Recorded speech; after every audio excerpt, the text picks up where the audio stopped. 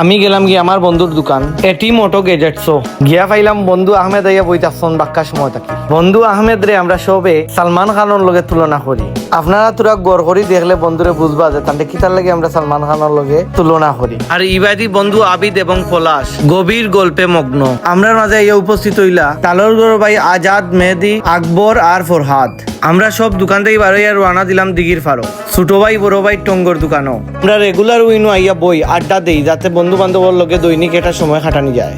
আমরা সব জারদারির কামও ব্যস্ত থাকি কিন্তু দিন শেষে একবার আমরা বোয়া লাগে একলগে গল্প করি, একে অন্যর দুঃখ সুখ শুনি এবং অনেক প্ল্যান করি। টিন মাফিক আমরা এক একদিন এক একজনে বিল দেই। আমরা খাই চটপটি, মালাই চা, পুরা বন, মাঝে মাঝে স্যান্ডউইচ, বার্গার। আমি মনে করি দৈনিক আমরা এই দেখা করার ওয়েটা আপনার মাঝে আন্তরিকতা, মায়া মহব্বত বাড়াইয়াতে। আপনারা যারা পরিবার এবং বন্ধু বান্ধব সারিয়া বিদেশ বাড়ি গেছেন তারা বুঝবাই এই মুহূর্তটার আসল অনুভূতি কি হইতে পারে।